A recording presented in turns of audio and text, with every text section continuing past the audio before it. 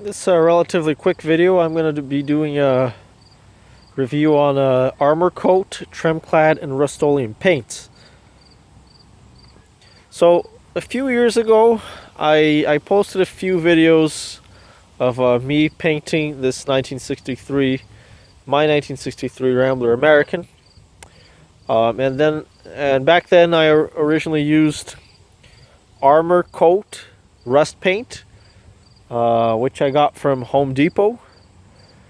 So at this point, it's not only Home Depot auto parts, but it's also Home Depot automotive paint supply. And it's not really a show car, but I don't think it's the fault. It's not the paint's fault. I'm really quite happy with the results. The car's just been outside. It's never actually been inside during any of that time. I think it's been 2 or 3 years now, and the paint hasn't faded. It hasn't peeled off. It's held up perfectly fine in my opinion. Now there are some spots where there's orange peel, there's some overspray, but I'll show you, and that's just because of sanding. The finish you get has it's maybe 50% to do with the paint itself. So basically the ability of the paint to spread out evenly and the shininess of the paint itself. Some paints just aren't shiny, but 50% or maybe even more is to do with sanding. If you get your spray gun and spray over something that's a surface that's rough, then the paint will also turn out rough. So if I were to spray paint this asphalt here with 3 coats of regular paint, you'd still get all the little bumps and crevices from the asphalt. Unless, of course, I dumped maybe 20 coats of paint, but then it would actually still not be flat. It would be more flat, but you'd still have a very rough finish. So unfortunately I don't have the original can, but it's very common. You can also get a Canadian Tire if you're in Canada.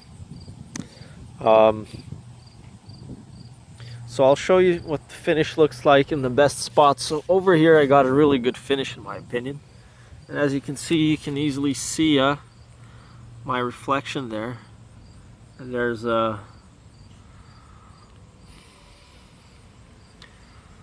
no orange peel whatsoever over here. Over here you can already see a bit of orange peel, maybe. A few sags here and there. But this, again, was a quick paint job. And it's already turned out to be much better than what was on it before, which was probably automotive stuff. Unfortunately, she is a bit dirty. I just waxed her.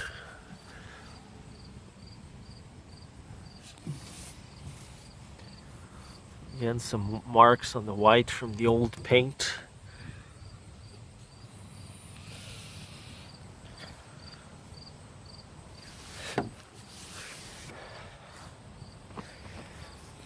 Now, I've also used this stuff here, which I got from Home Hardware, Alkyd paint, and again, rust coat. So all in all, I've used rust coat. I actually used this paint to paint the engine bay, again with good results. Even where there was a bit of an oil and coolant spill, regular oil spills from adding engine oil, the paint is still holding up fine. I'm not really in a good sunny spot here, so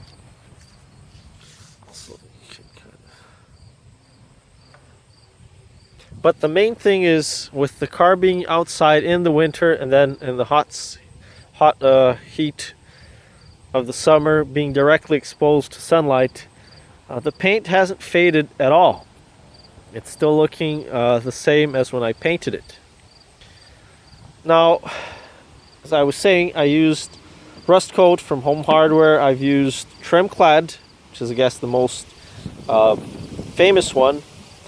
I used rustcoat, and then there's an ArmorCoat, and I also used the expensive urethane from NAPA.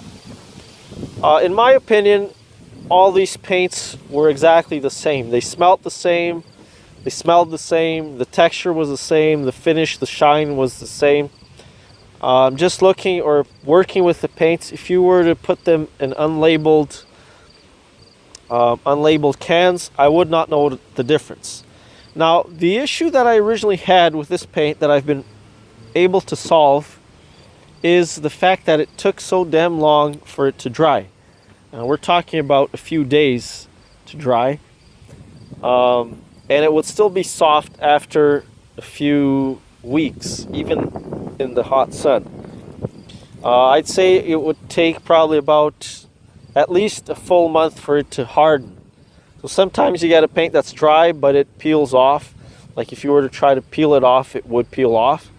And it's just soft, like you can feel it being soft. And I've solved that with this stuff here. So this is universal urethane hardener from NAPA, and I've just added a little bit of this in my more recent paint jobs, and it causes the paint to dry and harden a lot faster. Like depending on how much of this stuff you put, you don't need a lot. For a whole can, I'd maybe put, like for a full can this size here, 911 milliliters, 1 liter, I dump maybe like four full caps, maybe even less, maybe just 3, and it would add the paint. But then you gotta hurry up because it'll probably, if the paint is outside, it'll harden. It'll start hardening like in 5 minutes. So I'm pretty happy with that, and I'm pretty happy with the overall results. And the actual rust paint from NAPA is, I think a can this size costs like $50. The same can from rust paint at Home Depot costs either the ArmorCoat or the Tremclad. There's the Oleum as well, which I've also used. Forgot to include that. I think these ones go for half price, like $22. I don't waste my time with these little cans. I just get the big, I think it's a 5-liter pail, and they go for about $40 or $50. And with one can, I was able to paint the whole car. So basically, it was a $60 paint job. I think that's what I said on the video. And it was a quick paint job too. I didn't spend a lot of time. Unfortunately, like I said, it's my daily driving car, so I had to do it on a budget and on the fly. But I'm pretty happy with the results. I mean, you can obviously judge for yourself. The hood here, for some reason, it didn't come out too nice. Still, I think it still required some clear coat. That brings me to the next part of the review. So, ArmorCoat makes the rust paint, but for some reason they don't make clear coat, or at least it's not sold at stores here. So I ended up using the clear coat from Oleum or Tremclad, and it's a golden looking transparent liquid. It's fairly thick. I also had to, by the way, I had to dilute all of these paints. They were much too thick to spray on directly. And I used a spray gun, and I used the biggest nozzle spray gun I could find. I think I was using a 2.5 millimeter nozzle on the spray gun, so it's massive. If you try to paint with one of those smaller spray guns with like a 1.7 millimeter nozzle, you're gonna get trouble. And the beauty of this paint, which I love, is that it's very thick. So the first advantage is that you can get a lot more out of it. So regular car paint, it's very thin. It's like water. So you need maybe 10 or 15 full cans that size to paint the car this size. Whereas this thicker stuff is more like what it was used originally. And so I just need pretty much one big can for the whole car. The second advantage is that it's of being very thick, is that you don't need a lot of coats. I give it maybe 5 coats, and that's still way overkill. Really, you could just do with 2 or maybe 3 coats, but I like to overkill it. And again, this car's it's been outside for years in the salt. I've driven it in the winter. And you'll notice that even the rims, they look pretty damn good.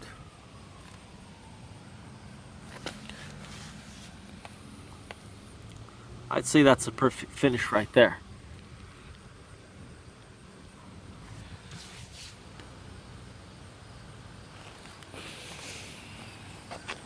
Now the clear coat was expensive, and they don't sell, I don't think they sell big cans of the clear coat. I think the biggest can I could get was about this size. So I ended up using a few of those, maybe 5 of that, and they're more expensive than the paint.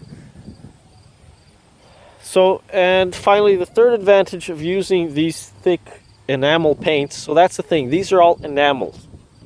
And for me, I'm not really the #1 paint expert, but I consider myself to be an expert in this kind of paint now. And enamel is just really thick paint. So lacquer is like water. It's even thinner than water. This stuff, it's like, it's way thicker. It's almost like honey. So finally, the third advantage, and possibly the most important one, is that I can't do number 3 with my left hand. So finally, the third advantage is that with it being so thick, it covers up small holes, scratches very easily, which is awesome, because which saves you a lot of effort in sanding. So sometimes you'll get like some body filler. You have a spot where there's body work, or just steel, and you can just give it a good coat of paint, and you don't even have to sand. I usually, with this stuff, I can stop sanding at 240 or 220 grit. Sandpaper is more than enough. And I can also, since it being so thick, I think I've also showed a video where I actually use it as like a light body filler. So I'd get a little bit of the paint just as is without being diluted, and just use it to cover up small pores or small holes that show up. So I consider this a success, although I would like to give it a good polish. I never really polished the clear coat. I think I did some polishing over here on the front and on the sides, but not really overall. And I haven't finished sanding or painting the roof. But again, this is the review about the paint, and not a review of application of the paint. I also seen I remember seeing a video a while back, some people painting with the Tremclad or maybe the Oleum paint. They painted I think it was a 65 Mustang. They painted it in black using rollers, and on the video it turned out like a show car. It turned out really nice. Now I haven't done that. I've always just used the spray paint, but that's also possibly another good video to watch. So again, just a quick recap. I've used rustcoat from Beauty Tone. I think they also sell this stuff at Sherwin-Williams. I bet you can find that, but I haven't used it. So rustcoat from Beauty Tone. I used ArmorCoat, which is the main one, because it's probably the cheapest one. This one is actually an alkyd paint here. So rustcoat, ArmorCoat, Rust-Oleum, and Tremclad. And I also use the expensive stuff from NAPA. And that's never happening again. For me, they're all the same. I haven't found any difference. The most important thing to remember is the hardener. And back then, I didn't know about the hardener. I didn't really think about the hardener. And again, it's universal hardener, so it should work for anything pretty much. And what would happen is, because the paint would take so long to dry, it would give more time for bugs, mosquitoes, and debris to settle on the paint. So I would probably have had a better paint job if I had used this. And finally, the last thing I should probably mention is, these are non-metallic paints, and they're rust paints, so they're also designed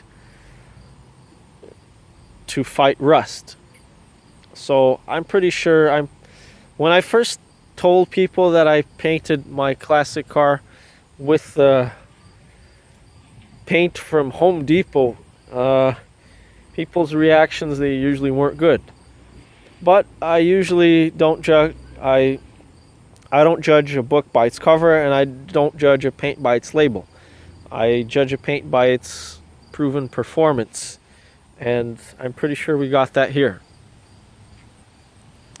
But finally, the non-metallic this is how these cars would have looked originally, without that metallic sort of glittery effect you get from modern paints. Some guys go ahead and they apply metallic paints to classic cars, and for me, in my opinion, they just don't look right. Now, you could also get, and I haven't done this again, so this is more of this part of the video is more of an idea rather than a review, is you can actually get cans of the metallic stuff and you can add it to other paints. So I haven't done that. Maybe someday I will, but I think this is pretty good for the review here. So again, it's been probably over 2 years, and the original paint that was on it actually started to fade away in less than a year. So if you look at the video of how the car looked before, it was all faded. I don't know what paint that was, if it was this kind of paint or regular automotive paint. But this here, all these paints, Tremclad, Rust-Oleum, and ArmorCoat, for sure they have already superseded and have proven to be much better than whatever was used on it before. And here's another thing I should mention. These paints, they're all primer and paint in one, so you don't really need to apply primer to them, which is another nice thing about them.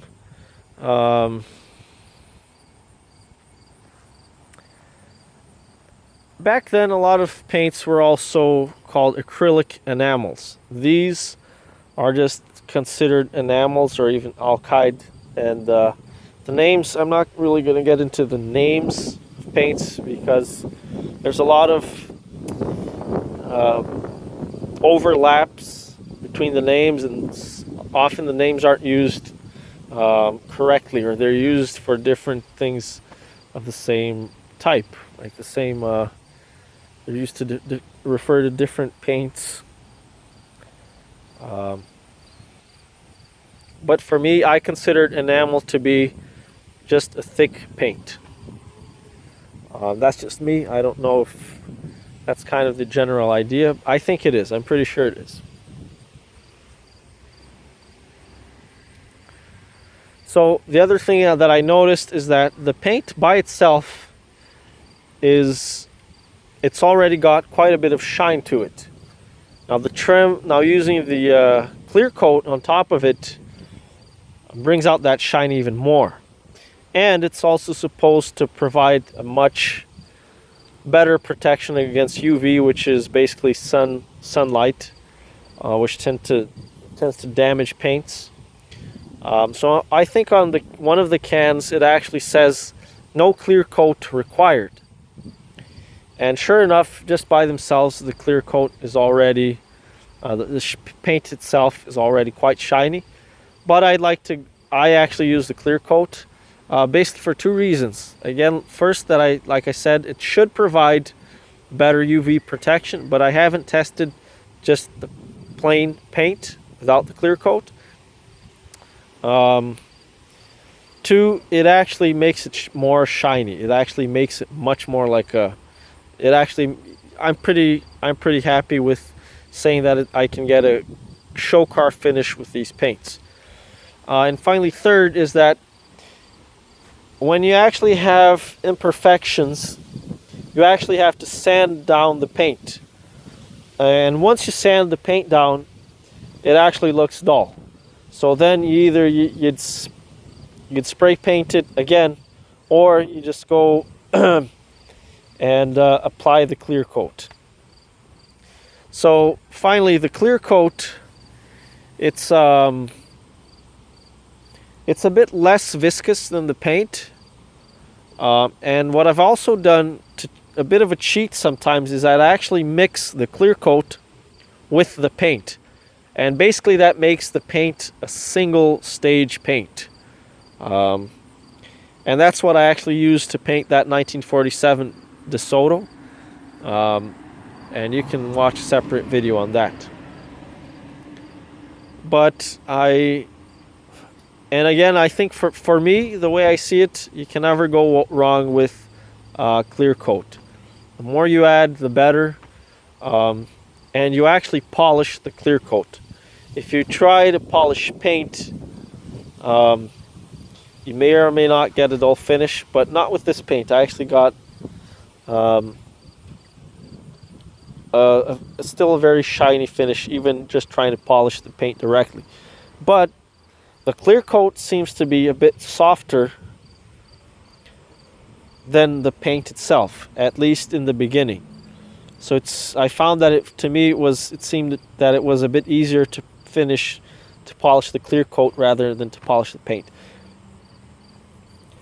But again, I can't really, this is just theory. I haven't really tested a car with just the paint without the clear coat.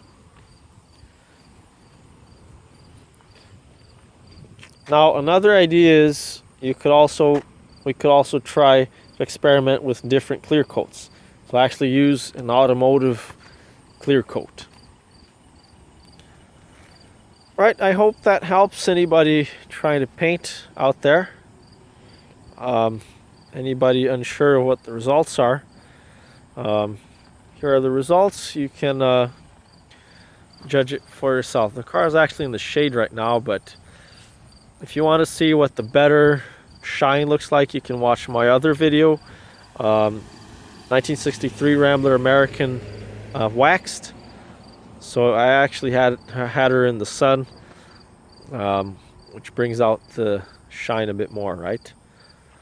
All right, hope this helps somebody. Thanks for watching.